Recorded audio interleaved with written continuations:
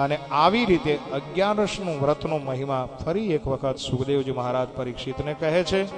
11 એટલે શું? બોલે 11 એટલે આપણી માળા જે આપણે કરીએ ને એનો મેર છે।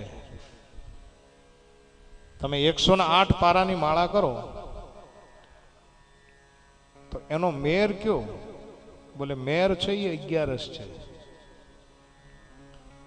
આપણે ગઈકાલે વાત થઈ નિલેશભાઈ, હા 11 રહેવી જોઈએ, પણ 11 રહેવાની કઈ રીતે? ઉપવાસ કરીને રહેવાની। 11 રસ ખાય નહીં।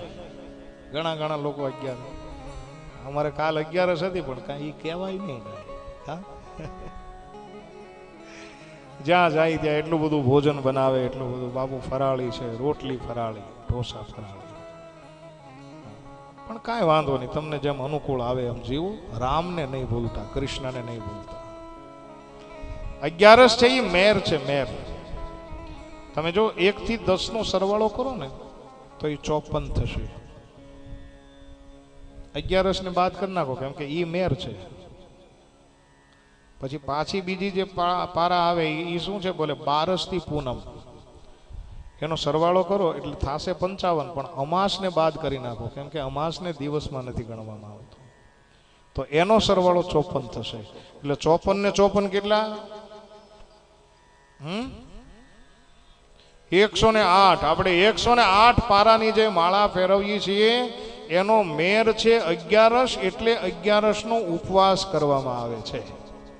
એટલે આ છે 11 નું મહાત્મય।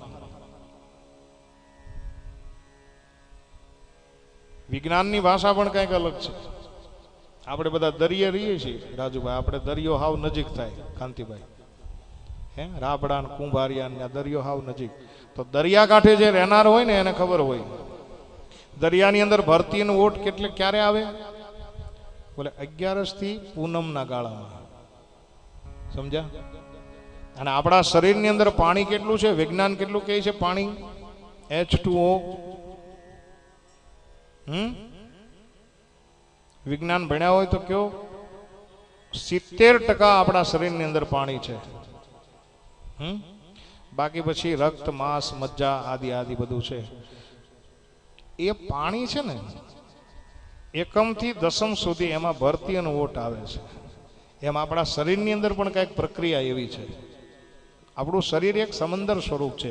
70% આ શરીરની અંદર પાણી છે, અને વિજ્ઞાન એવું કહે છે કે સમંદરની અંદર ભરતી અને ઓટ આવે 11 પછી 12 થી પૂનમમાં ભરતી હોય, એ બધું પાણી મગજમાં ચડે। આ અને વાત, પિત્ત અને કફ, આ ત્રણે રો એ છે ને એ સમયની અંદર પ્રકોપ કરતા હોય છે, અને એ પ્રકોપ ન કરે એટલે આપણા શરીરમાં હૃદયરૂપી મશીનને 1 દિવસનો આરામ આપવો, એનું નામ છે 11। આપણા ઋષિમુનિ વૈજ્ઞાનિકો હતા, એમનું સીધું ફેંકતા નહીં। અત્યારે જે ઘણા ફેંકે નહીં, ઋષિમુનિ હતા, અને ઋષિમુનિ સાથે વૈજ્ઞાનિકો હતા, અને એ વૈજ્ઞાનિકોએ આપણને 11ના વ્રત કરવાનું શીખવાડ્યું છે।